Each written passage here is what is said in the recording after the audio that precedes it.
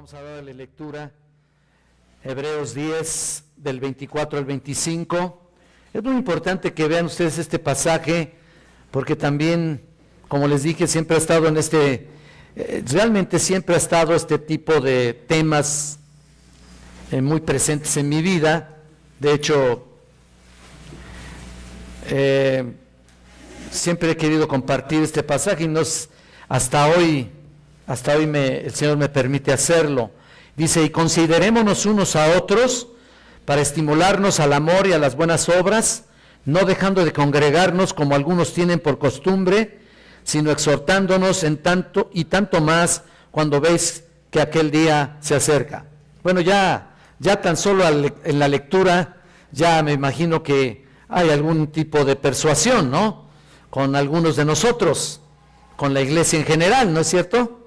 Como les dije, siempre que he planteado también este tipo de temas, me preocupa un poco. ¿Por qué? Porque posiblemente algunos piensen que les estoy señalando a ellos. No, directamente a ellos no. Y hasta pueden pensar que tengo algo contra ellos, no. Y que solamente me falta decir su nombre, ¿no? Como es costumbre en algunas iglesias que ya casi dice del nombre, ¿no? No, de ninguna manera, para nada. No es el caso en absoluto, ciertamente es para todos, pero deseo que se sientan todos aludidos, ¿no es cierto? O sea, no es para alguien en especial, pero es para todos. Esta sección que quiero explicar ha estado en mi corazón, como les digo, desde hace mucho tiempo. De hecho, pienso que me he tardado en exponer este tema, sin embargo, pienso que nunca es tarde, y creo que este tema es el momento que Dios quiere revelarnos a nuestra iglesia lo que tiene reservado para cada uno de nosotros. Especialmente ahora que comenzamos un año, decidí, por cierto, comenzar con este tema, ahora que comenzamos este año nuevo, para comenzar un año de un gran desafío para tu vida y de un gran compromiso. Bueno, como pueden notar, estamos viendo la carta a los Hebreos, y voy a dar un poquito de contexto histórico para que ustedes se den cuenta dónde estamos establecidos, ¿no? ¿Qué es lo que Dios nos quiere mostrar? De hecho, la carta a los Hebreos, en realidad, así fue formalmente llamada poco después del año 100 después de Cristo. A los Hebreos, así se llamaba. No tiene un destinatario en particular, pero como está llena de referencias de la historia de la religión judía, en realidad se conservó así el título y así se quedó. Como se pueden dar cuenta, no ha sido definido su autor en particular. Claro que en algunas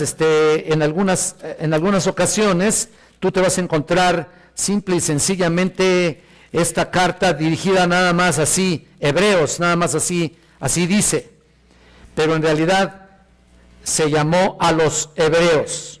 Bueno, como les digo, no hay un autor en particular en esta carta. No hay un autor, realmente, si quieren llamarle, o si quieren ustedes ubicar a un autor en particular, pues no, a través de los siglos, incluso se han hecho algunas hipótesis al respecto, y algunos pudieran haber pensado en Pablo, que fue el autor, Bernabé, tal vez pensaron en Silas, Apolos, Felipe, etcétera, porque el estilo literario, el vocabulario en particular, las características aquí del lenguaje no se especifican en alguno de los que he mencionado, pero se parecen, realmente se parecen. El autor cita muchas referencias del Antiguo Testamento, muchas referencias, y señala costumbres y formas del sacerdocio levítico. Eso es lo que realmente es esta carta, porque primordialmente parece estar dirigida a una comunidad de hebreos convertidos a Cristo. Entonces, y otros, ¿no? También no solamente a los hebreos, sino a otros que estaban ahí en medio de ellos en aquel momento, personas que fueron atraídas por el mensaje de salvación y por supuesto fueron persuadidas a recibir a Cristo, pero aún, escuchen esto, aún no se habían comprometido realmente o totalmente. Aquí empezamos, ¿no? Ahora sí que no se habían comprometido totalmente. Ellos estaban enfrentando una persecución realmente muy intensa. estaban siendo perseguidos y probablemente estaban siendo tentados también a desprenderse de su identidad con Cristo, considerando recapacitar su religión anterior, ¿te das cuenta?, con el Señor, y a lo mejor tenían la tendencia de volver atrás en cierto momento porque no estaban muy a gusto, ¿no? Se habían sentido no completos en realidad. Por eso el autor le señala fuertemente que la supremacía de Cristo, escuchen esto, la supremacía de Cristo estaba por encima de Moisés. Probablemente a la congregación le faltaba compromiso, no instrucción. Escuchen esto, les faltaba compromiso, no precisamente instrucción, porque incluso también hay una parte donde dice, debiendo ser ya maestros, todavía tenéis necesidad que os vuelva a repetir las mismas cosas, ¿no es cierto? Y además parecía que necesitaban leche y no alimento sólido, como les dice en el capítulo 5, 12. De hecho, los judíos de la congregación eran exiliados que aún tenían una profunda atracción por la adoración del templo y todos los ritos que fueron practicados en algún momento de su vida. Pero la carta señala aquí fuertemente que el sacrificio de Cristo fue hecho una vez y para siempre, y ya no tenían necesidad de volver a los mismos ritos y a los mismos sacrificios. Era la culminación de la obra de Dios que había sido planteada, por supuesto, y que ellos debían abrazar esa culminación de la obra de Cristo en sus vidas. Además, señala el autor las características del antiguo pacto y las previsiones incompletas e imperfectas que a nadie salvaban, en realidad, en contraste con las provisiones infinitamente superiores del nuevo pacto, que ofrecía un mejor sacrificio eterno y glorioso, además de un acceso incomparable, escuchen esto, un acceso incomparable en el que por medio de Cristo podían acercarse al trono de la gracia. ¿Se dan cuenta? Ese era el tema. Confiadamente, sin ningún impedimento. O sea, ellas todavía estaban pensando en el antiguo pacto, pero aquí el autor le señala claramente que había acceso libre a entrar al trono de la gracia. El autor incluso señala fuertemente esa ventaja en contraste con los requisitos sacerdotales del antiguo pacto. Hebreos resume la libertad gloriosa de los hijos de Dios al tener el sacrificio y sacerdocio perfecto en Jesucristo. ¡Qué maravilla!, ¿no? A través de cuyo ministerio todo es nuevo y mejor bajo el pacto, o sea, bajo el nuevo pacto. Ahí está el punto. Así que la libertad para entrar al lugar santísimo parecían no encajar, ahí está el punto, parecían no encajar con el conocimiento antiguo que tenían. Se habían quedado pues no muy convencidos, ¿no? Se resistían a creer que eso fuera posible. ¿Cómo? Y su acercamiento era hasta cierto punto parcial. Quiero que entiendan eso. Quiero que queden en su pensamiento eso. Era su acercamiento parcial, eran inseguros, eran tal vez desconfiados, no estaban satisfechos porque no se relacionaba con sus antiguas creencias. Por eso mira el autor lo que les dice en Hebreos 10, vayan un poquito atrás, en el versículo 19, para que se den cuenta todo lo que les dice. Miren, así que hermanos, teniendo libertad para entrar en el lugar santísimo por la sangre de Jesucristo, por el camino nuevo y vivo que Él nos abrió a través del velo, esto es de su carne, teniendo un gran sacerdote sobre la casa de Dios, acerquémonos con corazón sincero, en plena certidumbre de fe, purificados los corazones de mala conciencia y lavados los cuerpos con agua. Mantengámonos firmes sin fluctuar la profesión de nuestra esperanza, porque fiel es el que lo prometió. Noten aquí la invitación aquí. Noten la invitación. ¡Qué maravilla! Aquí estaba la invitación a este grupo de judíos que todavía parecían desconfiados y cautelosos, insatisfechos. Ellos tenían que dejar atrás el sistema antiguo levítico y abrazar y apropiarse y tener la oportunidad de gozarse con los beneficios que ofrece el nuevo pacto. Entonces, acérquense, les dice aquí el autor, aprovechen lo que Dios les ofrece. Aquí está la libertad para acercarse a Dios por medio de Jesucristo, sin ningún impedimento. Entonces, es un camino de vida que Dios estaba ofreciendo y que era realmente único. Y que sigue siendo único, ¿no? ¿No es cierto? Para ti, para tu vida y para la mía. Incomparable. Que Dios abrió por medio de su sacrificio, del sacrificio de su Hijo, un sacrificio expiatorio. Ahí está. Se les estaba invitando, se les estaba dando la oportunidad de entrar al lugar santísimo sin necesidad de tener un sumo sacerdote ahí. Que era, o que de alguna manera fuera intermediario. Ese sumo sacerdote vino a ser suplantado realmente por el sumo sacerdote glorioso de Jesucristo, ¿no es cierto?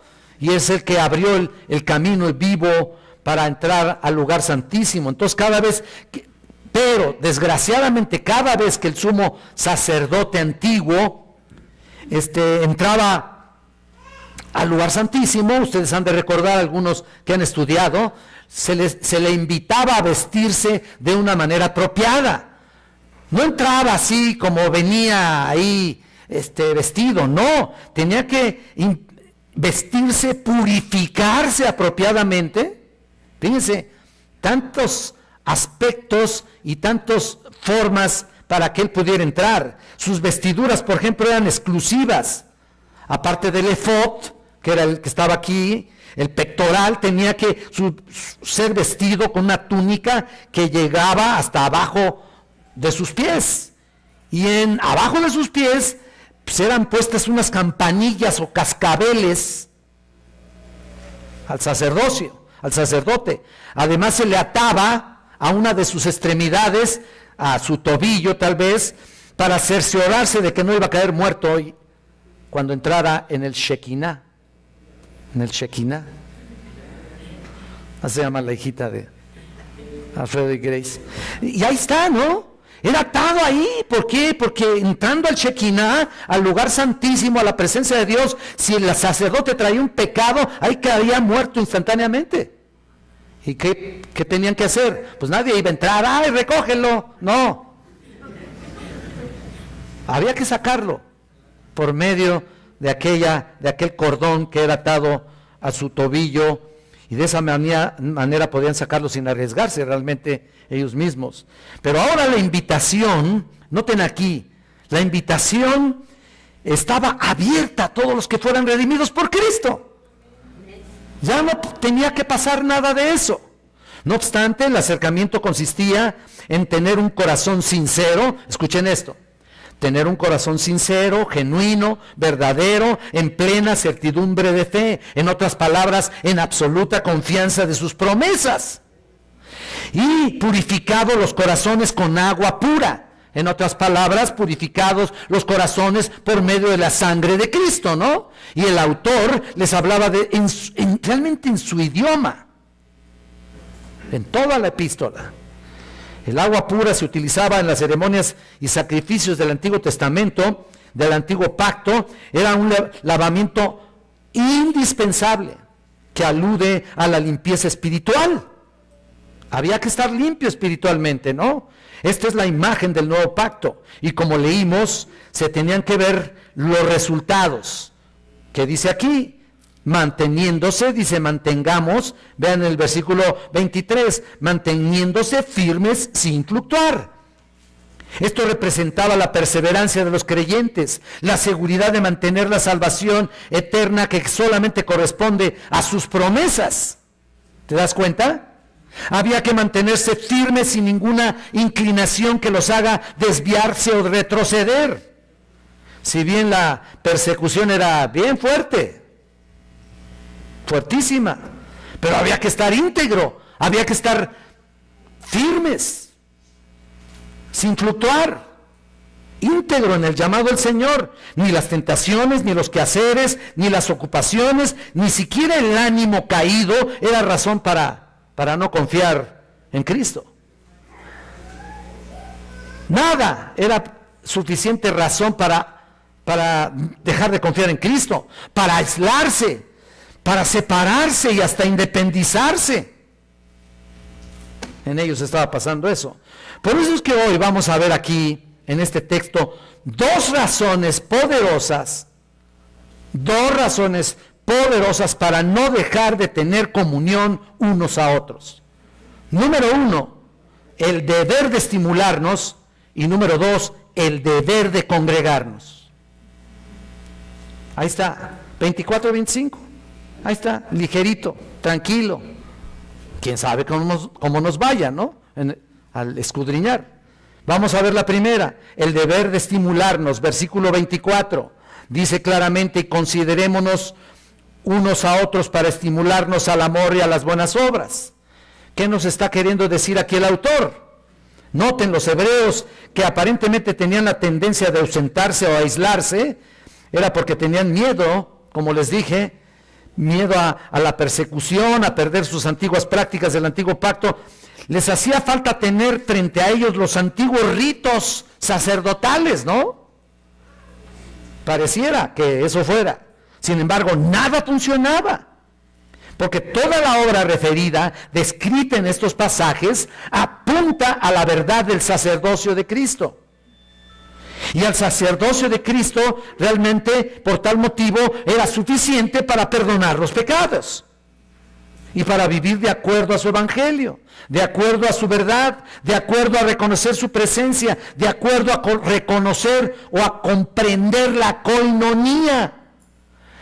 Comprender la koinonía, que es lo mismo que compañerismo, es decir, juntos, la comprensión hacia los demás. Qué importante es eso precisamente, ¿no? La comprensión hacia tu prójimo. Es decir, si hemos creído en la palabra y hemos sido lavados con la sangre del Cordero, la verdad está en mí y por lo tanto también necesito demostrar su presencia en mí hacia los hermanos. La palabra aquí, considerarse, vean ustedes aquí en el versículo 24, es la palabra catanoeo,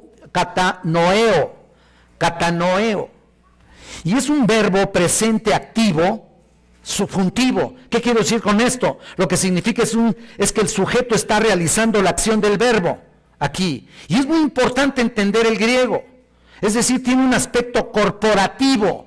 En otras palabras, significa percibir, descubrir, con la mente fija, atentamente, hacia nuestros hermanos, los unos a los otros, contemplando con continua consideración de los caracteres y las necesidades de nuestros hermanos en Cristo, a fin de impartir mutuo socorro. Es lo que significa aquí. Así que hay muchos aquí que tienen que considerar eso, ¿no? En el griego se puede traducir considerándonos, por decir así. El Salmo 41:1 y Hebreos 12:15 dice: manteniendo en hacer bien aparte de la gracia de Dios. ¿Para qué? Para estimularnos. Y también el griego es como provocarnos. Es la palabra paroxismos, como decir, para provocarnos al amor y a las buenas obras. En otras palabras, tú estás comprometido con Cristo, y si estás comprometido con Cristo, si dices que estás comprometido con Cristo, estás comprometido con los hermanos. Así de simple, ¿no? En lugar de provocar a aislarse, aquí el punto es, en lugar de provocar a aislarse o no interesarse por nadie, que hay gente así también, ¿no? Como sucede en algunas ocasiones, si ustedes se dan cuenta, esta es ya la quinta exhortación, ya lo leímos anteriormente, pero se los vuelvo a señalar. Hay 5 exhortaciones ahí, desde el versículo 22, si te das cuenta, el versículo 22 dice, acerquémonos, ¿no? Esa es una exhortación. La segunda exhortación, en el versículo 23, dice, mantengamos. La tercera en el versículo 24, estimularnos. ¿Lo estás viendo? ¿Están conmigo, hermanos? ¿Amén o no amén? No se me estén durmiendo porque hay bastante frío como para no dormirse, ¿eh? A menos que ya vengas con tu termo ahí. Estimular, mira, acerquémonos, mantengámonos. La tercera, el 24, versículo 24, estimularnos. La cuarta, en el 25, congregarnos. Y la quinta, en el versículo 24 también, exhortándonos. Entonces, lo que estamos viendo aquí son dos grandes actitudes hacia Dios. Si lo puedes notar, por favor, nótalo ahí. Uno es acercarse, o sea, a Dios, y mantenerse también firme hacia Dios. Y como resultado, tres actitudes entre los hermanos: estimularse, congregarse y exhortarse. ¿Lo estás viendo? Porque me están viendo a mí y no veo que están viendo la Biblia. Es cierto que traen su celular ahí porque ya ni lo ven, ¿eh? Ya hasta a las de acá, ¿no? Ya aquí la ves de reojo, ¿no? No, ve la Biblia para que no, para que te quede bien claro. Entonces, estimularse, congregarse y exhortarse es hacia los hermanos, lo que significa que las dos primeras son suficientes y básicas para el desarrollo del fruto del Espíritu hacia los hermanos. El fruto del Espíritu es hacia los hermanos, y también hacia uno, y también hacia Dios. Como que pertenecen tres y tres: amor, gozo, paz, paciencia, benignidad, fe, bondad, mansedumbre y templanza. ¿Te das cuenta? Todo ese es el fruto del Espíritu. Pero aquí estamos hablando del fruto hacia los hermanos. Jamás tendremos una buena relación con los hermanos si nuestra relación con Dios es deficiente. Mira, si mi entendimiento con las Escrituras es parcial, también así lo será para con los demás hijos de Dios. ¿Por qué creen ustedes que había tantas diferencias con los corintios? ¿Se acuerdan ustedes de los corintios? Vamos a 1 Corintios, por favor. Noten ustedes lo que estaba pasando ahí. Vamos a ver cómo uno desea ser de uno y otro de otro, y etcétera, etcétera. En el capítulo 1, versículos 10 al 13. Ahí estaban peleando por lo suyo, ¿no? Y hasta que no reciben una exhortación. Pero mira lo que dice en el versículo 10. Os ruego pues, hermanos, por el nombre de nuestro Señor Jesucristo, que habléis todos una misma cosa y que no haya entre vosotros divisiones, sino que estéis perfectamente unidos en una misma mente y en un mismo parecer. ¿Lo estás viendo? Porque he sido informado acerca de vosotros, hermanos míos, por los de Cloé, que hay entre vosotros contiendas. Quiero decir que cada uno de vosotros dice: yo soy de Pablo, y yo de Apolos, y yo de Cefas, y yo de Cristo. ¿Acaso está dividido Cristo? Dice. ¿Fue crucificado Pablo por nosotros? ¿O fuisteis bautizados en el nombre de Pablo? Es como decir, no sean absurdos, por favor. Noten las exhortaciones. Hablar todos una misma cosa. 2, que no hay entre vosotros divisiones. Tan solo de este texto, 3, que estén perfectamente unidos en una misma mente y en un mismo parecer. 3 exhortaciones aquí que les acabo de leer. La unidad doctrinal basada en las Escrituras, hermanos, son realmente el fundamento de la vida de la iglesia. Es el fundamento de la iglesia. Un compromiso débil con la doctrina que tú traes conduce a la desunión y debilita la iglesia. No puede ser que haya desunión y separación. Por eso había en la iglesia de Corintios divisiones que no estaban unidos en una misma forma de pensar. Imagínense, unos desean ser de Apolos, otro de Pablo, otro de Cefas, que es Pedro, y otros de Cristo. Pero Pablo entonces reacciona ante esas 3 dificultades. ¿Acaso está dividido Cristo? ¡Claro que no! Ningún líder humano, ni siquiera un apóstol. ¿Qué es eso,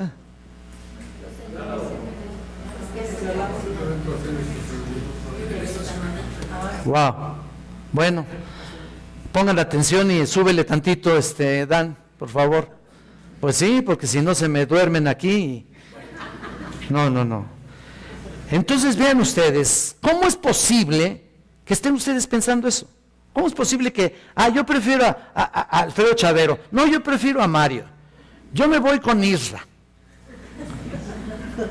Y otros, yo con Enrique. Y otros más vivos, yo soy de Cristo. Ay, sí, muy espiritual, ¿no? Qué chistoso, ¿no? Mira, escuchen esto. Ningún líder humano, ni siquiera un apóstol, puede recibir algún tipo de lealtad si no apunta principalmente y en primer lugar y por encima de todos los demás a nuestro Señor Jesucristo. Amén. Ya. No obstante, más adelante, miren el calificativo que les da. Vayan al capítulo 3. Aquí también de 1 Corintios 3. Mira lo que les dice: de manera que yo, hermanos, no pude hablaros como espirituales, sino como a carnales, como a niños en Cristo. Os di de beber leche y no vianda, porque aún no erais capaces, ni sois capaces todavía, porque aún sois carnales, pues habiendo entre vosotros celos, contiendas, divisiones, ¿no sois carnales y andáis como hombres? Porque diciendo el uno, yo ciertamente soy de Pablo y otro soy de Apolos, ¿no sois carnales? ¿Qué pues es Pablo y qué pues es Apolo? Servidores por medio de los cuales habéis creído. Y eso según lo que cada uno concedió al Señor. Yo planté, Apolo regó, pero el crecimiento lo ha dado Dios. Así que ni el que planta es algo, ni el que riega, sino Dios que da el crecimiento. Y el que planta y el que riega son una misma cosa. Aunque cada uno recibirá su recompensa conforme a su labor, porque nosotros somos colaboradores de Dios y vosotros, labranza de Dios, edificio de Dios. Ahí está. Mira, les llama carnales. Carnales. ¿Por qué? Por pensar como hombres. Por eso es que luego se estableció la idea esa, ¿no? Este es bien carnal. Mira, el aspecto de la carnalidad o de ser carnal no significa propiamente que seas un creyente verdadero. ¿Qué quiero decir? Que si eres carnal en tu forma de y estilo de vida, entonces no eres creyente. Pero hay brotes carnales como estos. Brotes. Ahora no quiere decir que nos andemos diciendo para todo. Ya para todo se dice, ¿qué pasó, carnal? Pero esa es otra cosa, ¿eh? Esa es otra cosa, ¿eh? Hasta se debería de quitar en tu vocabulario eso, ¿no? Entre creyentes. Bueno, si le dices así a tu carnal, que es tu hermano, bueno, ya tú, ¿no? Pero vaya, vean, qué manera de pensar tan tonta. Y es la influencia o carnalidad interna por la que pensaban de esa manera. Así que la mente ociosa, escuchen bien esto, que no mantiene una relación con hermanos, es una mente ociosa. ¿Y qué pasa? Genera actitudes egoístas. Ese es el problema. Y sin provecho, y de eso debían librarse. Así que hay que estimularse, hay que considerarse. Si regresamos a nuestro texto, en Hebreos aquí, te vas a dar cuenta el contexto, lo que estaba sucediendo. La falta de virtudes desarrolladas empañadas por sus acciones nobles para con los demás. Y mira, si ves, más bien por acciones no nobles, perdón. Aquí en Hebreos 10, desde el versículo 22, hay 3 virtudes espirituales para desarrollar. Mira, acerquémonos, en realidad quiere decir el desarrollo de nuestra fe. En el versículo 23, mantengámonos firmes, es el desarrollo de nuestra esperanza. Y número 3, el versículo 24, estimularnos, es el desarrollo de nuestro amor, de amor entre hermanos. Ahí está el punto. ¿Cómo estás desarrollándolo tú? ¿Cuánto amor tienes por tus hermanos? El escritor de Hebreos demuestra que el amor es lo más grande de los 3. para alcanzar a otros. El amor es comunitario. Y mira, yo ya lo he dicho en otras ocasiones, no existe el cristianismo independiente. O si lo quieres ver de otra manera, no existe cristianismo al margen de la comunión unos con otros. Para el hombre, el amor se extiende hacia Dios y hacia el prójimo. Mira lo que Juan expresa en Primera de Juan, por favor, vayan un poquito para adelante. En la primera carta, en el capítulo 4, lo que Juan está expresando acerca de eso. Primera de Juan 4, versículos 7 y 8.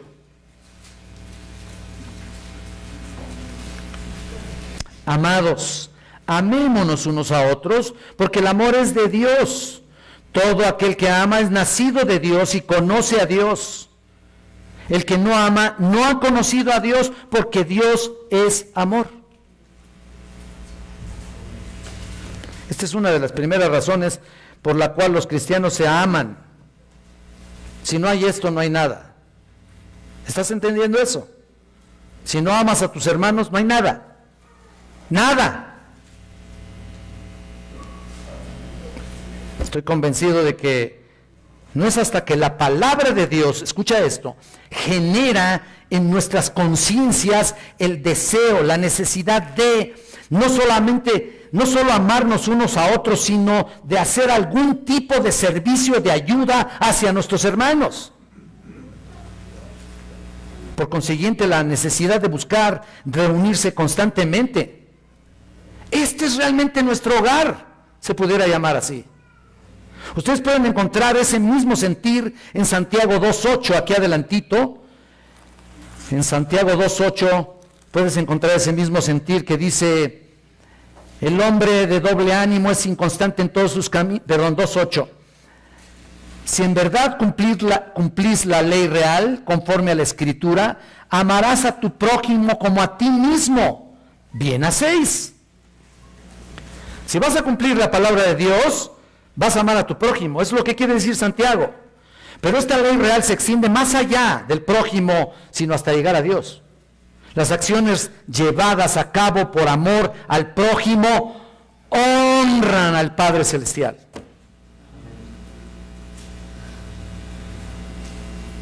Las acciones negativas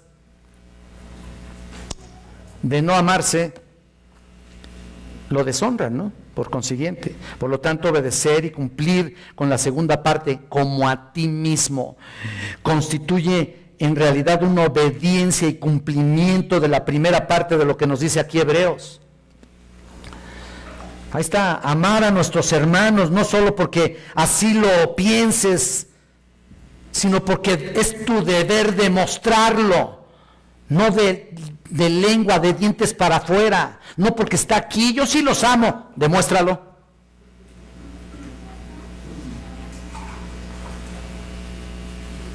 No estoy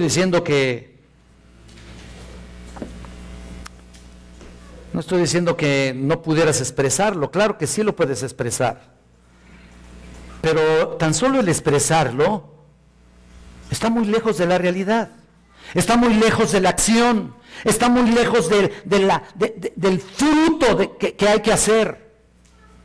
Demostrar ese amor a tus hermanos es necesario, es imprescindible. Tú te dices cristiano, entonces ¿por qué no amas a los hermanos? ¿Por qué no lo demuestras? En segundo lugar, hermanos, vamos a nuestro texto y vemos el segundo punto. En segundo lugar, vean que el deber de congregarnos, versículo 25, no dejando de congregarnos como algunos tienen por costumbre, sino exhortándonos en tanto y tanto más cuando veis que aquel día se acerca. En la Biblia de las Américas, en la versión me encanta cuando dice aquí, no dejando de congregarnos como algunos habitúan a hacer,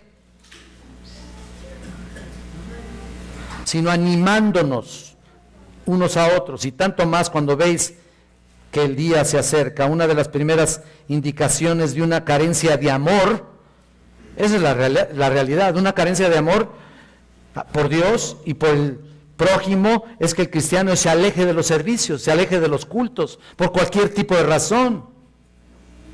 La que sea es buena. El miembro abandona las obligaciones comunitarias, deja de asistir a las reuniones y exhibe los síntomas de su egoísmo y de su egocentrismo. Esa es la realidad. Dejar de congregarte, lo único que demuestras es tu egoísmo, porque no te interesa a nadie. ¿Te das cuenta? ¿Para qué? ¿Para qué voy? Ay, todos son una bola de hipócritas. Bienvenido al club, hermano.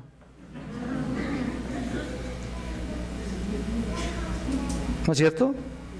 Aparentemente algunos miembros de la congregación, aquí volviendo al punto de los hebreos, a los cuales se dirigió aquí originalmente el autor, mostraban descuido a la asistencia, como les dije, lo hacían a sabiendas, escucha esto, desertando de la comunión de los santos.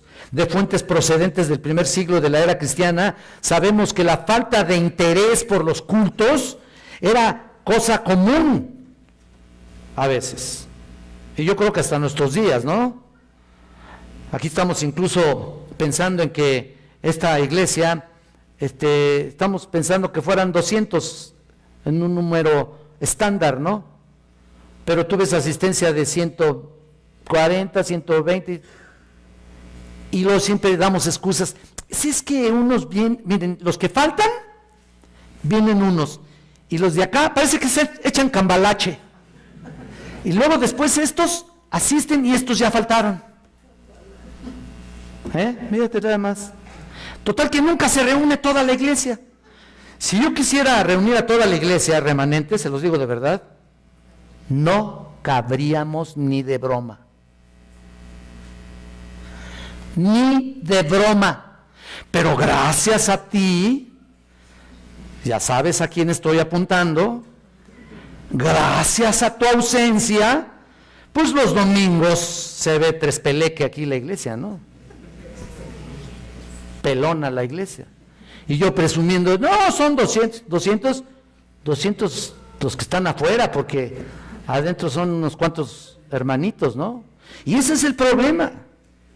Los hebreos supuestamente tenían una razón para no congregarse. Y a veces buscaban cosas que no eran provechosas para sus almas. Entonces, en un capítulo anterior, el escritor de Hebreos advierte a los lectores en contra de seguir el ejemplo de los israelitas desobedientes. ¿Sabías qué es eso? Si la Biblia te dice no dejando de congregarse y tú faltas por cualquier cosa, estás en desobediencia. Y no quiero ir más allá, pero estás en pecado.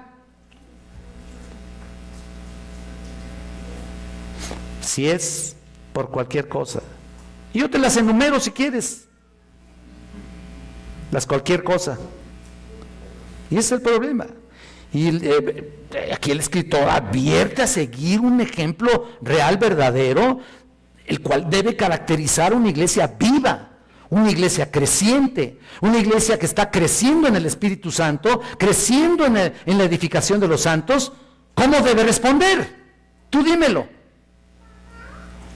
Pero pues, mira, hay otra parte en la que incluso hemos dejado de hacer. Yo recuerdo cuando estábamos en la iglesia, nos exhortábamos unos a otros.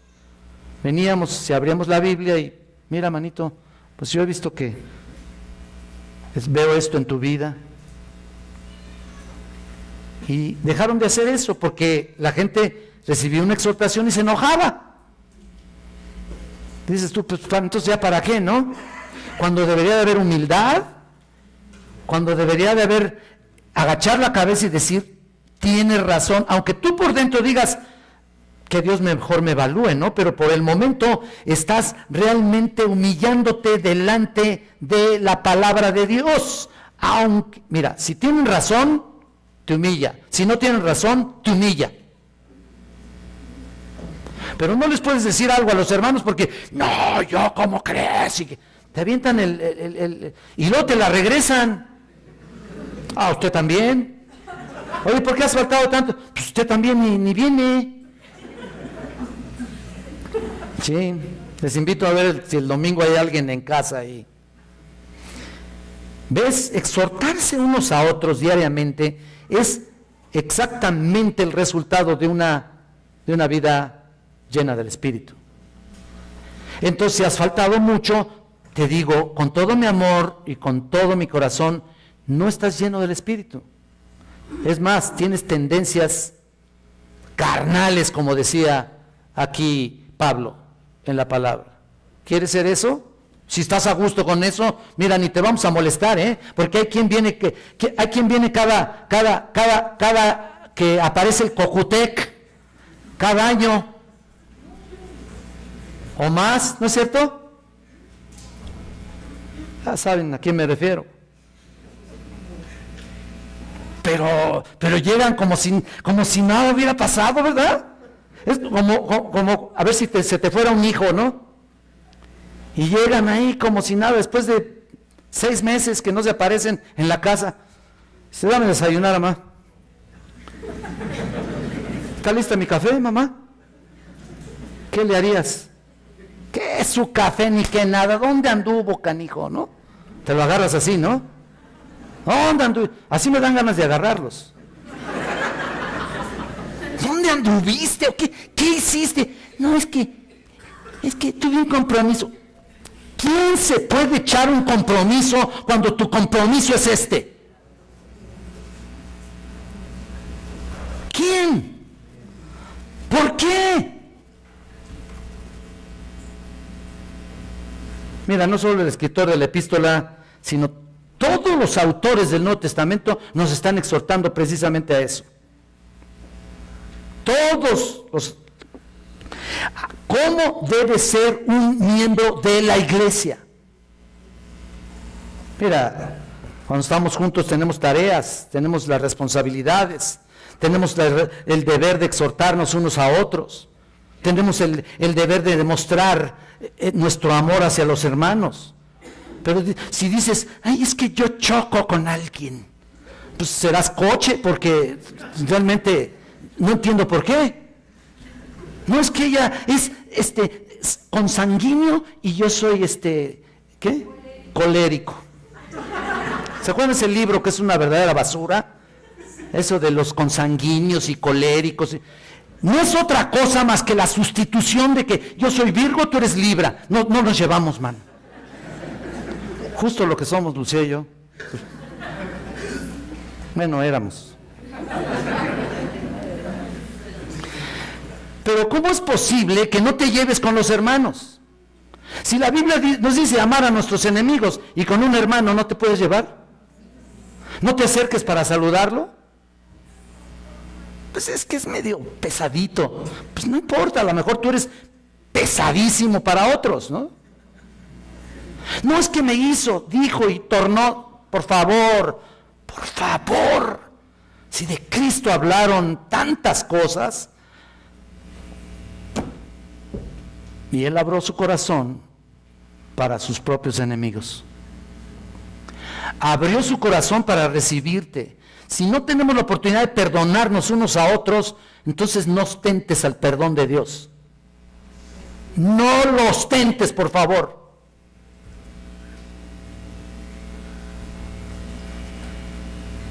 Así que ve pensando qué pasa. Y el resultado, dejar de congregarse. Y qué casualidad que son los que más faltan. Vean el Salmo 84.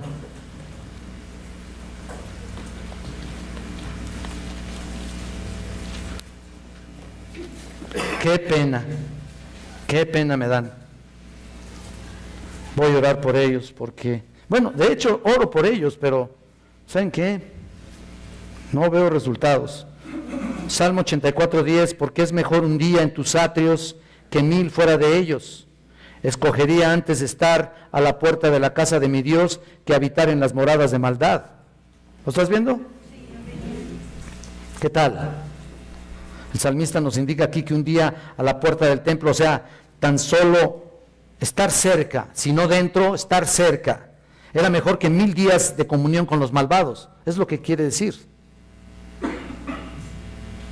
¿Cuántos buscan la manera de dejar de congregarse, acomodando todo, de modo que no ocurra. Hay personas así, gracias a Dios por ellos. Cada uno tiene su propia responsabilidad y cada hermano debe preferir reunirse antes que cualquier cosa.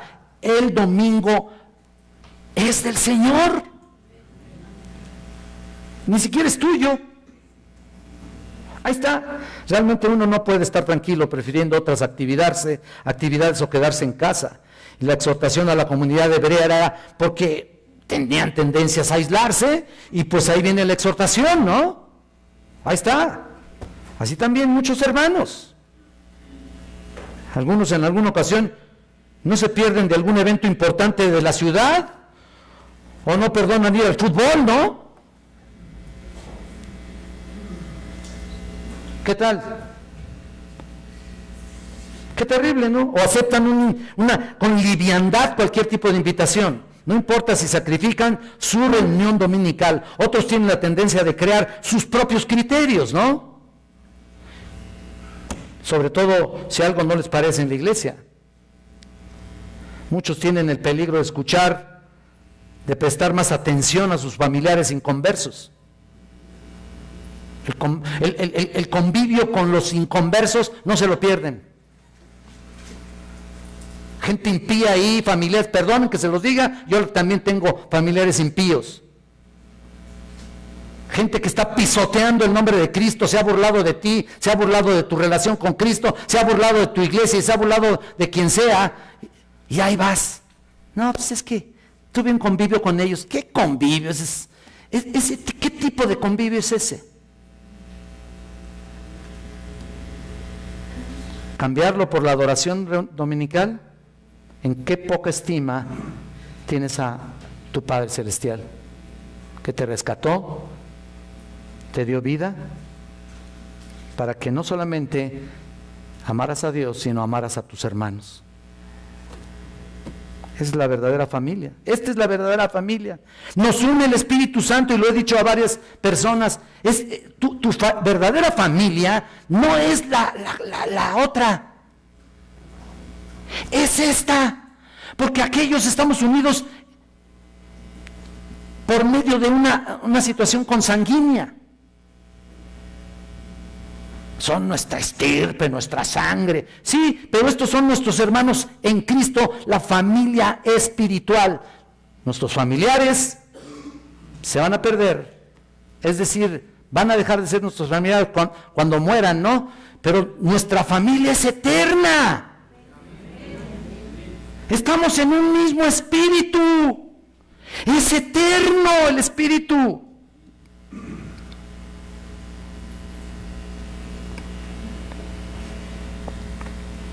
Nos une la palabra del Señor, fíjate, nos une el Espíritu Santo, nos une la palabra de Dios, nos une lo eterno, no lo temporal.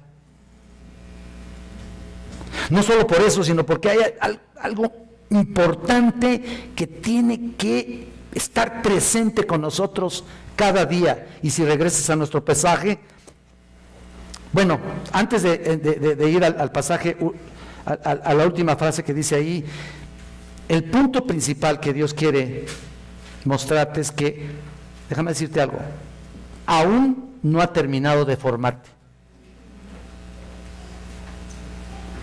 Ausentarse es jactancia, es soberbia, porque piensas que no necesitas estar escuchando la palabra de Dios, en el estudio bíblico, en el consejo de algún líder, de algún anciano, etcétera, etcétera.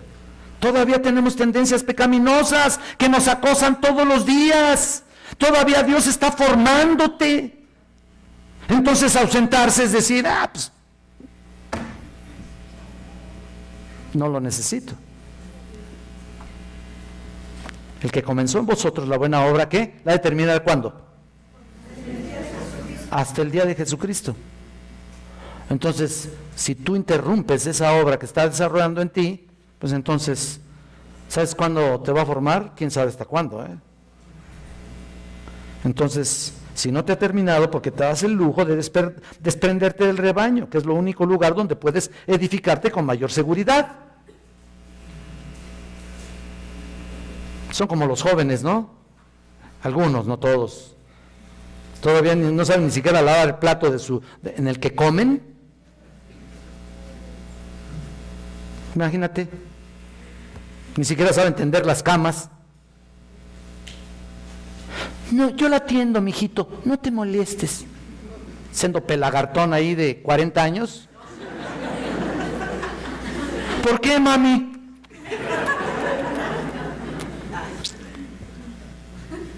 Yo me quiero ir a Canadá. No, no es cierto.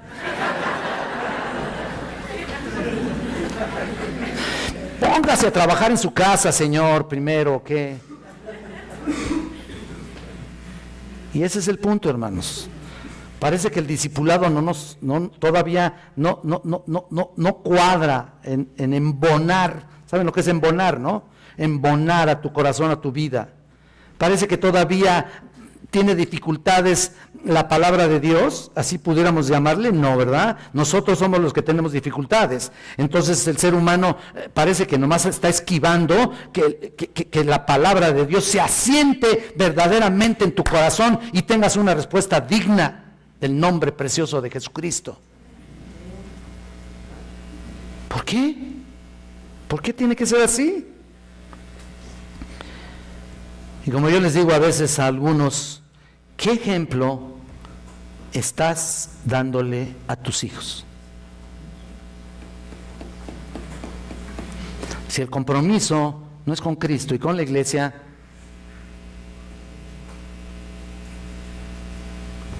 no sirve para nada. Cualquier otro compromiso, a la basura. Esta es el número 1. No estoy diciendo que tú digas, bueno, yo leo la Biblia en mi casa. Hay mucha gente que hace eso. Y desgraciadamente por algunos programas de televisión en Estados Unidos, mucha gente se ausenta de la iglesia. Pero qué programas, mano. Híjole. No, olvídense, ¿eh? Eso peor está. Quedarse viendo la televisión en algún tipo de servicio, bueno, a menos que sea anciana y que ya esté realmente, pues, no tenga las facultades para llegar a la iglesia o no tenga quien la lleve, la traiga, etcétera, etcétera. Hay muchas razones, pero nunca se va a edificar en un programa de televisión. Si nosotros estamos bajando, por ejemplo, estas predicaciones a YouTube, lo hacemos no para que falten. Porque la otra vez también me encontré con una hermana, ¿por qué no has venido? Pero no me dijo por qué, pero me dice, pero estoy viendo las predicaciones. Ay, le dije a Alfonso, se me hace que las vamos a quitar porque al rato nadie va a venir. ¿Y sus ofrendas qué? Ah, ¿verdad? No. Ya hay los medios, en Estados Unidos ya hay los medios, porque ellos se las arreglan para todo, ¿eh? Así, tu chequecito deposítalo, tal cuenta, y ahí está la cuentota, ¿no? Y ahí están las telefonistas. Ya tenemos $200,000. Y recogen, eso sí recogen, ¿eh? Imagínense tanta gente que va y deposita eso para lavar sus conciencias nada más. No le están dando al Señor para eventos que no tienen ningún tipo de fruto. Ahora, volviendo a nuestro texto, ahora sí, quiero decirles que la razón por la que hay que estimularse mutuamente, como dice aquí, mantenerse firme, sin fluctuar, y todos los demás aspectos que vimos desde el versículo 22, incluyendo el 24, cuando dice considerándose a sí mismo, estimulándose a sí mismo, congregándose, la razón es porque estamos viendo o debemos ver al futuro. ¿A qué me refiero? Mira lo que dice el versículo 24 aquí, sino exhortándonos, y tanto más cuando veis que aquel día se acerca. Esa es la razón por la que estamos haciendo esto, por la que les estamos hablando tan duro. Te estamos hablando re duro, hermano. Ay, es que Enrique habla muy fuerte. Pues aguántese. Mira, realmente no estoy hablando ni fuerte. Yo le pregunté a mis hermanos y le dije, no estoy hablando duro. No, pues apenas dice. Bueno, ¿sabes qué? El problema aquí no es que yo estoy tratando de empujarlos a hacer algo que ustedes realmente ni siquiera pueden hacer. Si lo que estoy haciendo es exhortarles precisamente para que hagan lo que ustedes sí pueden hacer. Entonces, la razón principal es ver al futuro, en tanto más cuando ves que aquel día se acerca. ¿A qué se refiere el autor aquí? Puede significar el último día, el día escatológico final que el Señor tiene para ajustar cuentas contigo y conmigo. No estamos hablando de un día, aunque muchos, les voy a decir, muchos comentaristas ven la segunda venida de Cristo como un todo, es decir, está implícito, por supuesto, ahí el arrebatamiento de la iglesia. Cuando doy la clase de escatología, trato de decirlo con mucha claridad acerca del arrebatamiento de la iglesia y, por supuesto, luego la segunda venida de Cristo. Pero es un todo. La segunda venida de Cristo abarca tanto el arrebatamiento como la segunda venida de Él hacia la tierra. Pero vean, el escritor aquí deja la impresión, aquí en Hebreos, de que estaba preocupado porque los creyentes genuinos pudieran caer en el error de dejar de esperar a Cristo, o dejar de esperar la venida de Cristo. ¿Se dan cuenta? Y se vieran tentados a hacer a un lado su profesión de fe en Cristo. Claro que nunca lo pondrían a hacer, porque como lo estamos viendo en las doctrinas de la gracia, tú nunca vas a poder dejar por ti mismo así, de un lado, así, la fe en Cristo. Y si lo dejas es que nunca fuiste. Tan sencillo como eso. Ellos deberían, hablando de los hebreos, tratar sus expectativas futuras como verdaderas, porque fiel es el que lo prometió, dice ahí. En el 23, fiel es el que lo prometió. ¿Lo estás viendo? Si ellos tan solo levantaran sus ojos espirituales, podrían ver que aquel día está cercano.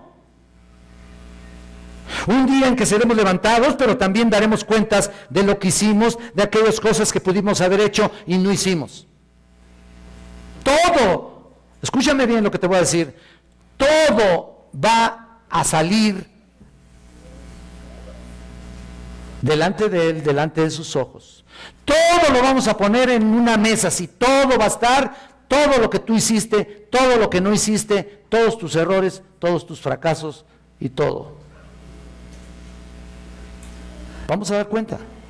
No es para condenación, que quede bien claro, los que son verdaderos cristianos. Vean 2 de Corintios, y con esto terminamos. 2 de Corintios capítulo 5, versículo 10. Noten ustedes, 2 de Corintios 5, 10. Ay.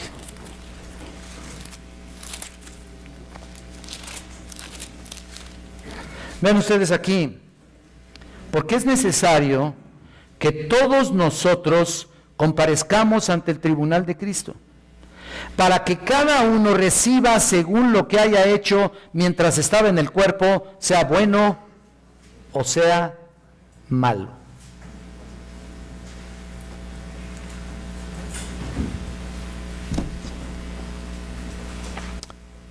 Yo hice muchas cosas. ¿Sí? ¿De veras? Ahí va a salir todo.